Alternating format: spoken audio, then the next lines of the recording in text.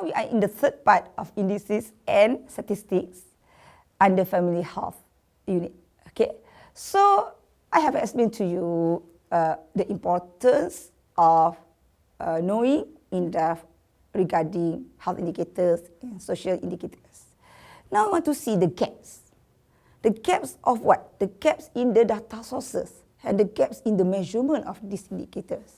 Okay, usually the problem lies in the lack of the system, how you want to collect it, how you want to standardize it, no? And sometimes there are problems in bias because certain countries look up a bit in depth in certain disease compared to the other countries.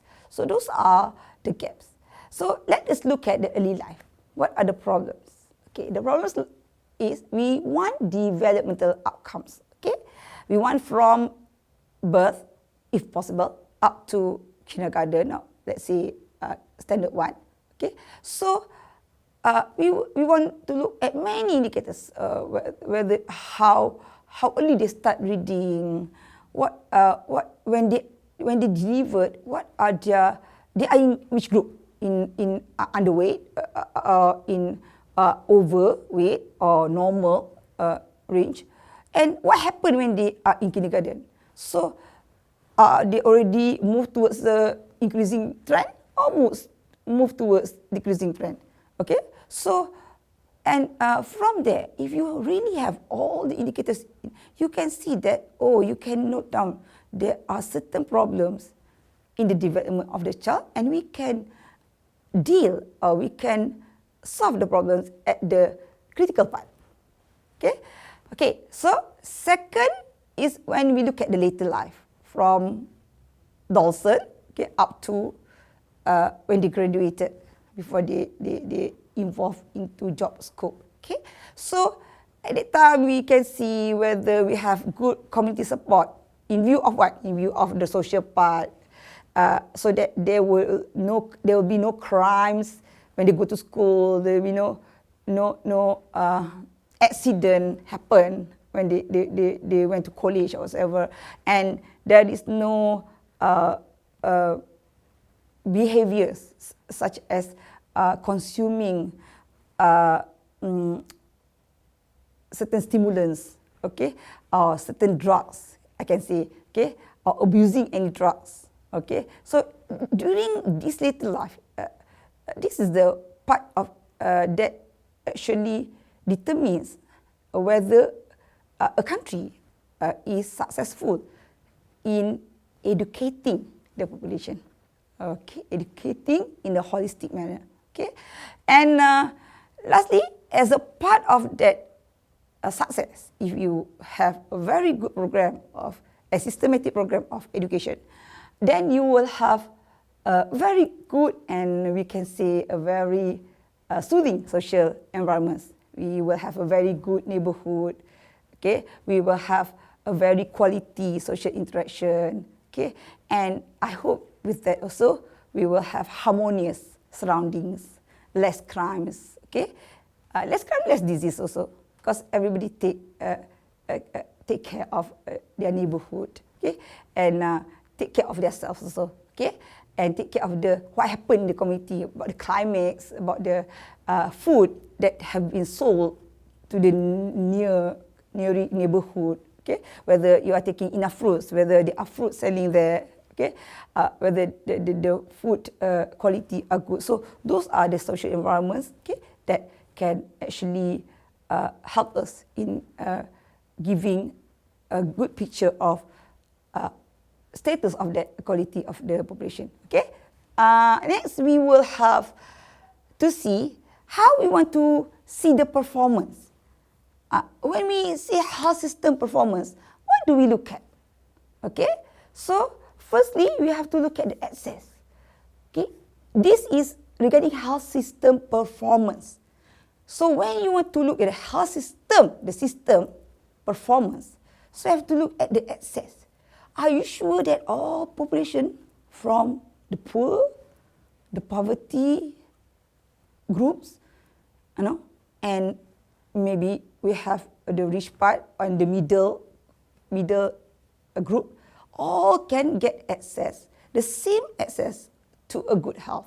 Okay? So that is why we look at when we are going towards the developed countries, we try to have insurance coverage, enrollment, so that by having that, the rich can actually support the poverty groups.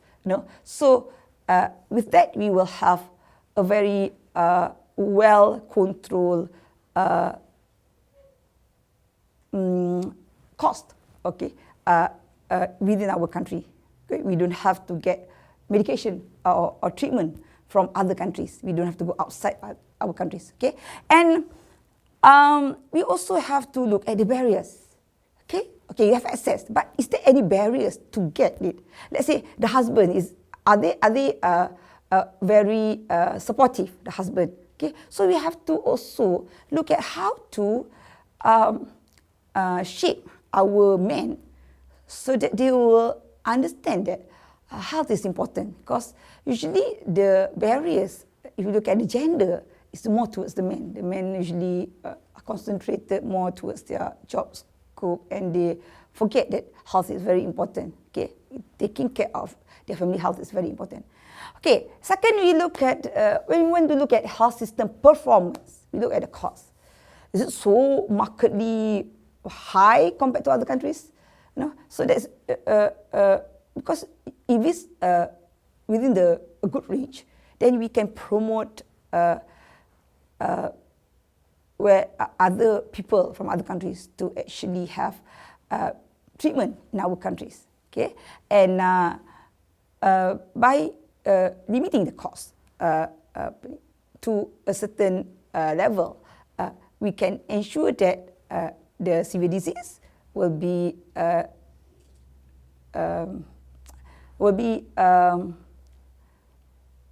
treated in a manner using better modern device and technique. Because if you do not take into account the latest development, then you cannot have a fast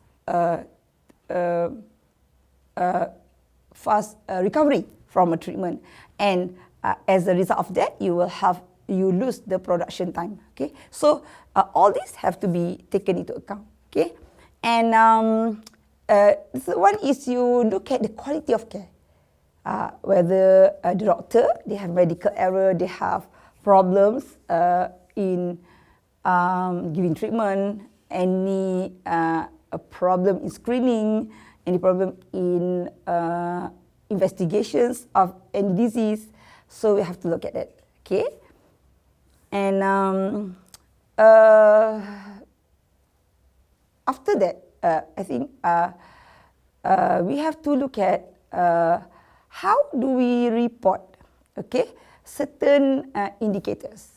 Okay, there are certain criteria to report certain indicators. Okay, and if you have, let's say, high quality indicators, okay, and you only use that one for certain diseases, so you might want to put that in certain high quality, let's say in differ from data that is usually taken as norms. Okay, and but if, let's say, you have expert input, okay, you have expertise coming from overseas or inside in our countries who give input regarding certain disease, and so they amend the indicators or they increase the indicators. Okay, so as to make sure that there is broad participatory process of the disease or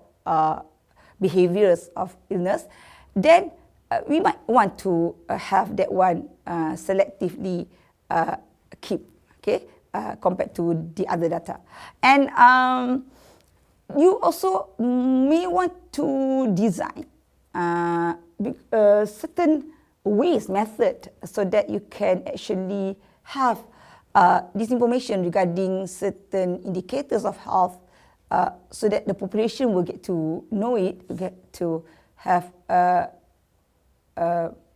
knowledge about it, and maybe with that they can actually improve their health. Okay, and we might also want to have records for a variety of geographic regions. In, let's say, in your district, you look at adolescent health, but maybe you want to divide it into occupational job sectors of the parents, not between rural and urban as what we have usually done. Okay, or you want to divide it into criteria of the education of the mother or parents, not the job scope, but the education. So you can have that variety in certain geographic regions. Okay, to sum it up, you have to have the types of health indicators reported in nicely,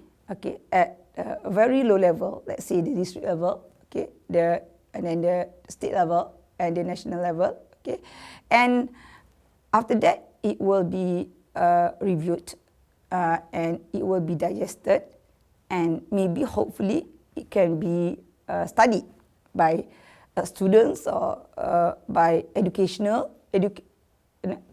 and by statistician, so that we can come up to what are the problems that we have here roughly. And by looking at the age of that population, we at the same time we look at the quality of life also.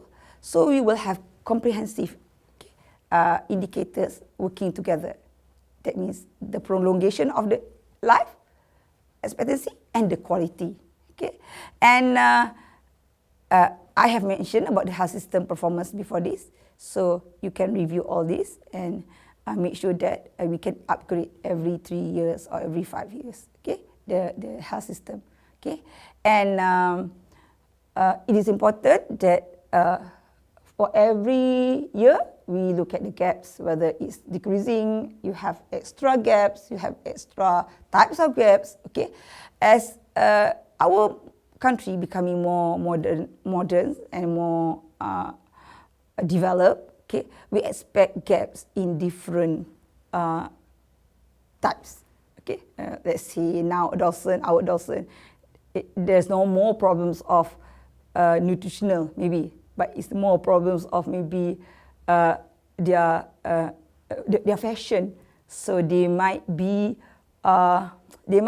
influenced by because there's global, you can get internet, you can use internet, you can have influence from the internet. So they might actually, if they don't put a certain care, they might be influenced by the other culture from other countries, which may not be suitable to our countries. So those are the gaps, the new gaps that can happen in this world nowadays.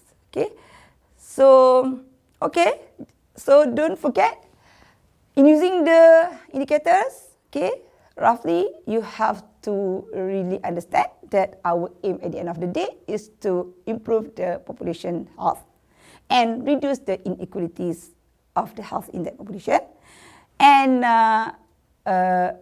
by having health indicators, you must work together with social indicators and try to do some modifications within the problems that you have noted, and maybe you want to have health system performance research so that you can amend the policy, and later you can replan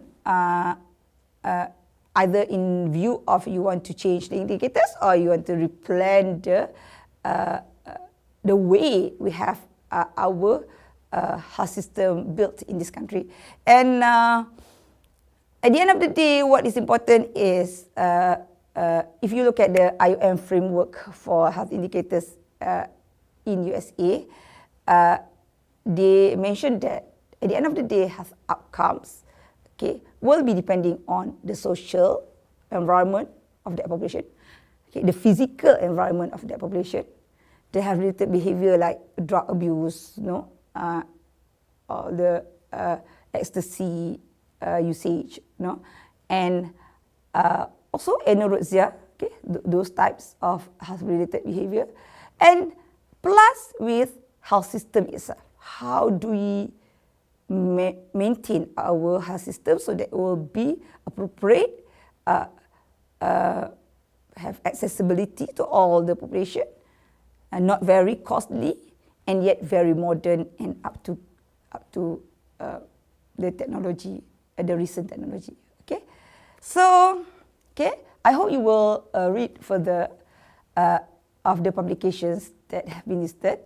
Okay, and so that you will have critical thinking of, and then you can digest this topic of indicators, which is very, very, very important in any of your problems later under family health. Okay, that's all for the third part. Okay, thank you.